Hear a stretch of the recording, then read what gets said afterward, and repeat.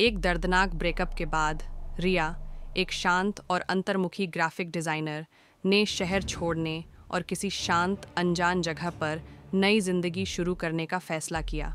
उसे शहर के किनारे एक पुरानी सी बिल्डिंग में छोटा लेकिन किफ़ायती अपार्टमेंट मिल गया। वो जगह पुरानी थी लेकिन काम चलाऊं, लकड़ी के चरमराते फर्श और दीवारें जो रात को हल्की हल्की गूंजती थीं। यह उसके अतीत से भागने के लिए एकदम सही ठिकाना था। सब कुछ ठीक लग रहा था, यहाँ तक कि शांत भी, सिवाय एक अजीब सी बात के। उसके अपार्टमेंट के ठीक सामने वाला अपार्टमेंट हमेशा बंद रहता था, हमेशा अंधेरे में डूबा हुआ। जब उसने मकान मालिक से पूछा तो उसने सिर्फ इतना कहा, वो सालों से खाली है, चिंता मत करो। लेकिन रिया को चिंता होती थी, क्योंकि उसे लगातार ऐसा महसूस होता रहता कि कोई अंदर से उसे देख रहा है। शुरुआत में सब बहुत हल्का था। रात को जब वह अपने लैपटॉप पर काम कर रही होती तो वेंट से कुछ धीमी धीमी थपथपाने की आवाज़ें आती थीं। कभी कभी ये आवाज़ें किसी पैटर्न की तरह लगतीं। फिर नोट्स आने लगे, पुराने पीले पड़े हुए कागज़ के टुकड़े जो उसके दरवाजे के नीचे से सरकाए जाते, जिनमें अजीब रहस्यमयी संदेश लिखे होते। तुम इतनी देर तक क्यों जागती हो, या कल रात तुम उदास लग रही थीं, क्यों? लिखावट कांपती हुई, जैसे किसी परेशान व्यक्ति की हो। लेकिन जो बात सबसे ज़्यादा डरावनी थी वह ये कि उनमें लिखी बातें वही थीं जो रिया ने बस सोची थीं, कभी किसी से कहीं नहीं कही थीं। ऐसा लग रहा था जैसे कोई उसकी सबसे निजी अनकही सोच तक पहुंच पा रहा हो। शुरुआत में रिया को लगा ये कोई शरारत है, शायद कोई पड़ोसी जिसकी दीवारें बहुत पतली हों। उसने पड़ोसियों से पूछा, लेकिन किसी ने सामने वाले फ्लैट में किसी को आते जाते नहीं देखा था। जब उसने मकान मालिक से फिर पूछा, उसने वही जवाब दोहराया कि वो फ्लैट पिछले 3 साल से सील है, क्योंकि पिछला किराएदार रहस्यमयी तरीके से गायब हो गया था। उसके बाद रिया की नींद उड़ गई। अब थपथपाने की आवाज़ें तेज़ हो गईं, फिर फुसफुसाहटें शुरू हुईं, दीवारों से आती मध्यम आवाज़ें जो कभी उसका नाम पुकारतीं, कभी उसके दिन भर की बातचीत को दोहरातीं। उसने रात में लाइट जलाकर रखनी शुरू कर दी, सोते वक्त खुद की रिकॉर्डिंग भी की। लेकिन रिकॉर्डिंग में सिर्फ हल्का स्टैटिक और अजीब गड़बड़ आवाज़ें आती थीं। उसकी हकीकत पर से भरोसा उठने लगा। एक रात डर और जवाब पाने की ज़रूरत से मजबूर होकर रिया ने फैसला किया कि अब सच का सामना करना होगा।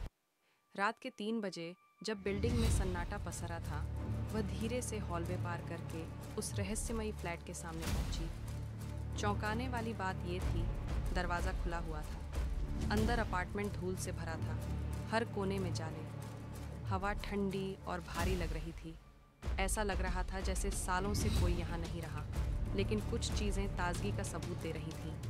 टेबल पर रखा एक गर्म चाय का कप, धूल में बने ताज़ा पैरों के निशान, और सबसे खौफनाक एक दीवार जो पूरी तरह उसकी तस्वीरों से भरी हुई थी। सैकड़ों तस्वीरें रिया की, टूथब्रश करते हुए, टीवी देखते हुए, बिस्तर पर किताब पढ़ते हुए। ऐसे पल जिन्हें कोई देख भी नहीं सकता था, फ़ोटो लेना तो दूर की बात है। कुछ तस्वीरें ग्लॉसी पेपर पर थीं और कुछ पर लिखा था, खूबसूरत, या तुम मुस्कुराती क्यों नहीं हो।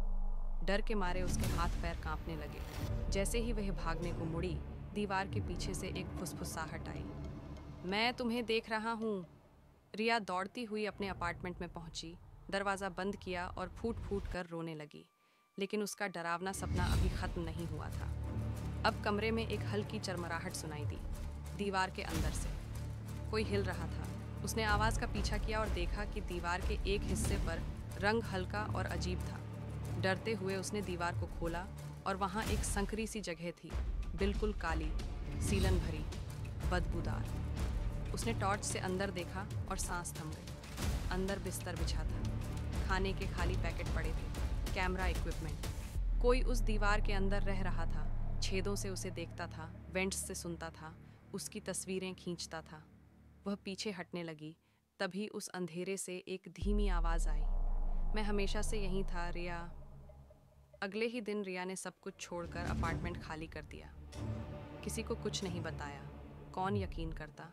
लेकिन कहानी यहीं ख़त्म नहीं हुई। कुछ हफ्तों बाद वह अपार्टमेंट फिर किराए पर चढ़ा। एक नौजवान लड़का वहाँ रहने आया, सस्ते किराए और सुंदर इंटीरियर से खुश था।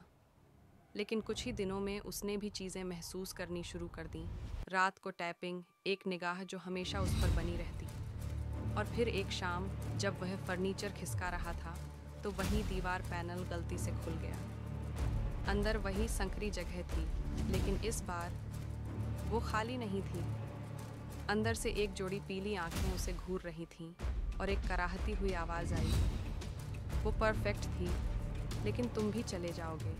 इस घटना के बाद वह अपार्टमेंट छोड़ दिया गया। अधिकारियों को क्रॉलर स्पेस में कोई नहीं मिला, न कोई उंगलियों के निशान, न कोई सबूत। मामला चुपचाप बंद कर दिया गया। जब रिया उस अपार्टमेंट से भागी और शहर छोड़ दिया तो उसे लगा कि उसने उस खौफनाक मंजर से छुटकारा पा लिया है। लेकिन कुछ हफ्तों बाद जब वह अपने नए घर में सोशल मीडिया स्क्रॉल कर रही थी तो उसे एक वीडियो दिखाई दिया। एक ट्रू क्राइम व्लॉगर ने उसकी पुरानी बिल्डिंग में जाकर बनाया था। वीडियो में वही हॉलवे दिख रहा था जो उसके पुराने अपार्टमेंट के बाहर था। व्लॉगर उस सील किए हुए दरवाजे के सामने खड़ा था जो रिया के पुराने फ्लैट के सामने था और कह रहा था, स्थानीय लोग कहते हैं कि ये फ्लैट छोड़ दिया गया है, लेकिन कुछ लोगों का दावा है कि इस दरवाजे के पीछे से सांसों की आवाज़ आती है।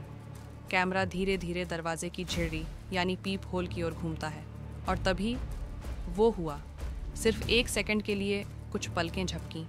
रिया चीख पड़ी और उसका फ़ोन हाथ से गिर गया। लेकिन जो बात उसकी रूह को कंपा गई वो उसके बाद हुई। अगले दिन उसके नए पते पर एक पैकेज आया। कोई रिटर्न लेबल नहीं था। अंदर अखबार में लिपटा हुआ उसकी एक तस्वीर थी जो उसके सोते हुए समय की थी। उसकी नई अपार्टमेंट में ली गई थी। वो अकेली रहती थी, न कोई कैमरा, न खुली खिड़की। फ़ोटो के पीछे बस एक शब्द लिखा था, तुम मुझे मिल गए।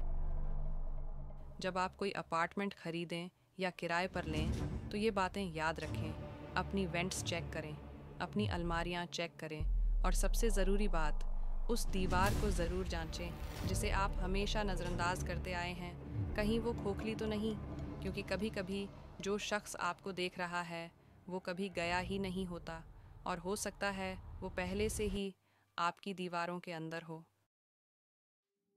अगर आपको अपनी गर्दन के पीछे ठंडक महसूस हुई तो शायद कोई आपको देख रहा था। ये हमारी श्रृंखला की एक और कहानी है, कोई आपको देख रहा है। अगर आप ऐसी और कहानियाँ चाहते हैं जो स्क्रीन के जरिए पहुँचें और अंधेरे में आपका पीछा करें, वीडियो को लाइक करें, सब्सक्राइब करें और बेल आइकन दबाएं ताकि आप ये ना चूकें कि आगे कौन आपको देख रहा है। अगले हफ्ते मिलते हैं।